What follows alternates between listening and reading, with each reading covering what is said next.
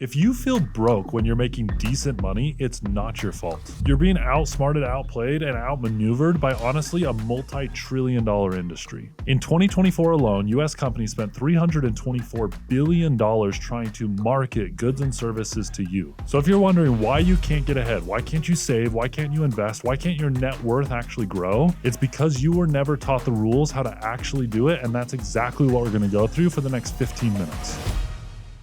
Most people look at budgeting as restrictive, exactly that, and that's why they don't stick to it. We want to build a real budget about intentionally spending where you want to spend because you know it's going to get you where you want to go. Now, that may sound the same, but honestly, it's very different. If you are cutting out coffee and cutting out Netflix and restricting every single thing because you think it's going to get you somewhere, eventually that will wear on you and quit on it. But if you set your goal of exactly where you want to go and are intentional in it, you allow yourself intentionally to spend on Netflix and on coffee and on eating out, but you know where it's going, when it's going, and you've built it into your budget, I am completely okay with that because that is a lifelong budgeting practice that you can stick to that will serve you through your life, and that's the type of budgeting that I want to deep dive into. So we're going to go through a 3-step process of exactly how I'm going to budget. Okay, I'm going to give you as much information as I can over the next 5, 8, 10 minutes so you can take real practical tips in a 3-step method and actually apply it into your life to start building something that will set you on the path to financial freedom. The first step is the most important. It's also probably the most tedious, and that's a 90-day audit. You need to know where your money's going. Before we can build a forward-looking budget, we need to build a past-looking budget. So what you're gonna do is you're gonna print off every single bank statement and credit card statement for the last 90 days. You're gonna lay these statements out in front of you and you're gonna put them in a stack based on month. So let's say it's September, October, and November are the months that you're looking at. You're gonna take up your budget or your spreadsheet or whatever it is, and you're gonna go line by line in every single one of these statements, and every number that is on that piece of paper, you're gonna cross it off and then add it to your budget. I don't care if it's a one-time expense. I don't care if you were doing December's months and you have Christmas gifts in there, or you bought a massive turkey, you went on vacation. We are not building the perfect budget. We are just doing an accounting of what has happened so we at least have a baseline for our budget. After those 3 past months, and it's going to show you exactly where you have been spending. For a lot of you, this is going to be very eye-opening. You're going to realize how much you're spending on groceries, how much you spend on food, transportation, gas, utilities, everything, because a lot of it is on auto pay, and a lot of it we just swipe that credit card or hit Apple Pay, and it happens subconsciously, but when we see it all in front of us, it can be fairly eye-opening, and that's the whole purpose here.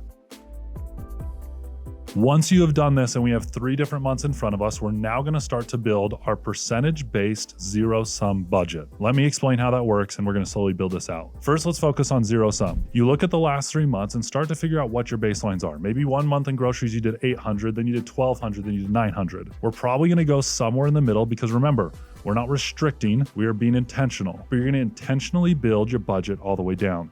Where the zero sum comes in is at the end of the month, I do not want a single dollar left over. Where the majority of people actually have issues is they budget. They know what their fixed expenses are, what their rent is, their utilities, what they want to spend on food, and then they have a pool that's called discretionary spending. The issue is that discretionary spending is not intentional. That's your pool you're allowed to take away from for anything. We don't want to budget that way. We want to be intentional. So you are going to put every single dollar that you're going to make into a budget so you know exactly where it's going to go. Now, that doesn't mean you can't deviate from it later. If you're going out with friends and you spend $45 instead of $35, you just know that means I have to take $10 from somewhere and reallocate it, and that's totally fine. We can do it. It's not restrictive, but you have to know that every dollar you spend outside that budget has to come from somewhere, and that mentally will keep you on track a whole lot more. On top of that zero sum, hopefully you're in a position where you have some left over. You do have discretionary spending. This is where you start to pay yourself. You should have your investments inside your budget. How much are you planning on putting towards a stock market, a brokerage account, a 401k, an IRA, cryptocurrency, something? Put that in your budget and allocate it beforehand. And when that paycheck hits, send that amount off immediately because it's already in, it's intentional, and you're investing in yourself first. Every dollar allocated, that's where the zero sum portion of this budget lives.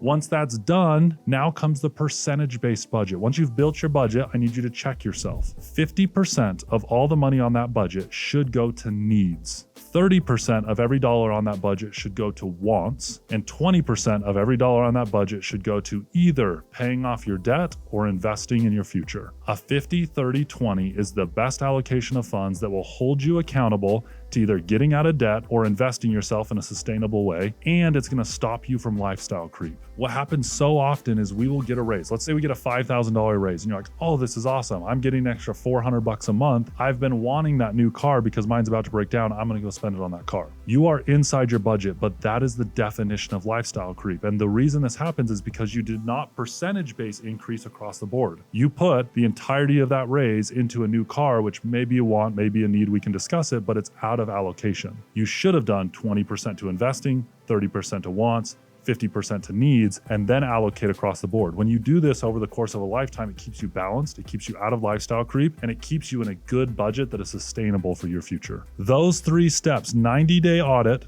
percentage-based zero-sum budget, is the best process. I know millionaires and billionaires that still live this. Now, their budgets look a lot different than ours, but before the month even starts, they know how much money's coming in, they know what investments it's going to, and they track every single dollar and are intentional about it. Now, all the knowledge in the world financially is great, but it will do absolutely nothing for you if you don't take action. The vast majority of you watching this right now are like, oh, that was cool, I want to do that, and then you will do nothing about it. It's like the best workout plan in the world. I can give you the best workout plan in the world, but unless you actually get in the gym and do it, nothing will come from it. And that's what I'm going to give you right here. I want to arm you with the tools so that this stops being theoretical and starts becoming practical. The first thing I'm going to give you is a free 7 days to every single piece of content I've ever created financially so that you can begin to digest as much as you can. I just gave you 10 minutes on budgeting. I'm going to give you like an hour on budgeting, an hour on investing, the 5 accounts, how do you get access to private markets. I put a lot of information on the social media, but I've built about a 7-hour course broken down by topic where you can learn, and I'm going to give it to you free for the next 7 days. Okay. I want you to jump in there and digest as much as you possibly can in the next 7 days.